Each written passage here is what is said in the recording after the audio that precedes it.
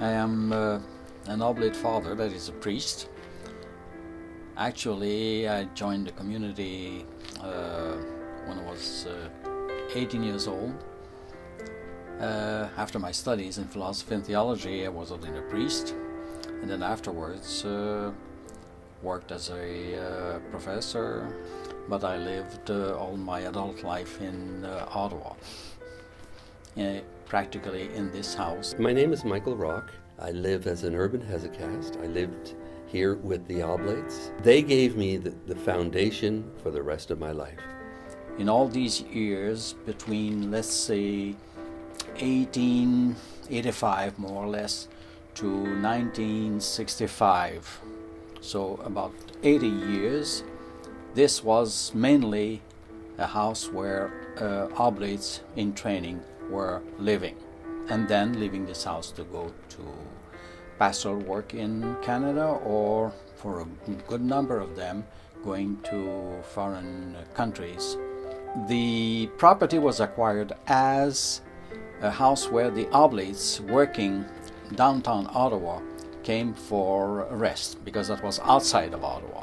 In the 60s, at the end of the Great Expansion, there were practically 200 students here. But then in the 70s and 80s, it became also a place where other students could come for higher studies. Priests, religious people, men and women, who came here and lived here, and there still are some of them here in this house now, who are not Oblates. We have what is known as an artistic metaphor that's screaming to be lived today. And when I say artistic, I mean the grand sense, that we see things not in black and white, but in both and. Well, it's not centered on, let's say, this and that activity or this and that personality, but the fact that this was a house where people came for studies and for communication with other Oblates. And I remember that there was a lot of discussions downstairs in the corridor after meals.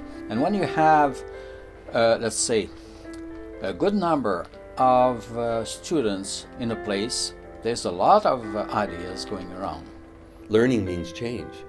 I remember that at Indiana University, where I did my doctorate. There was a woman who wrote a book called "To Learn Equals to Change." And over the years, I've thought of her book. No wonder so many companies and individuals don't want to change, because it means they have to get involved in learning. From 1969 on, we resided here. And so that means at least 46 years of life in this building. And now that's the end of it, because we are moving from it this year. Be ready to answer the requests of our day, then and now. Where are we needed, and what can we do? This is, I would say, the legacy that as they were ready to answer the problems which were part of the life of the people in those days, so are we now in a position to see that the legacy is trying to find people who are able and willing to do that kind of work without knowing in advance what has to be done. Open our minds to see what is going on, to meet people, and to be open to the others, especially in a world where there is so much contradiction. See, we've got too much of the mechanistic stuff. The village is a place where you bump into people, where you're going across stairs. Oh, hi, how you doing? What are you? Yeah, that's. See, I think in images, and the village is what's needed here. And this, I don't know what they will do here, but whatever they do, it needs to be the village. And then people, I live over there, just off that. But we come to the village to meet, to greet, to learn, to be creative. We meet the arts. There's so much that can happen. This can be a new beginning for living in presence in the city. Go on with the spirit that Pope Francis is trying to instill in the world and in the church today, to be able to work with people on the margin, on the periphery. And that leaves open what kind of work you have to do. You answer to the necessity of the moment. I don't want, if I were living here, I don't want this, I wouldn't want to see this village, let's call it, that the building is kept. And so I wouldn't want to see this as a utility. I think that the responsibility lies on the individuals, on the persons, who want to know what was here before we came here.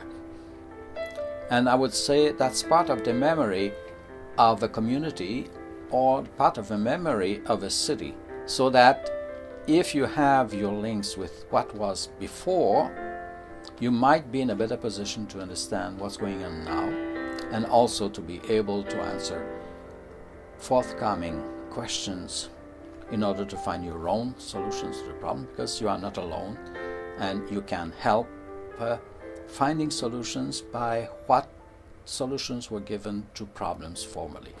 We need human dwelling. That's the number one thing. We need the personal acknowledgement of a person, that person's uniqueness and so forth. That's primary, ontologically, and it's primary.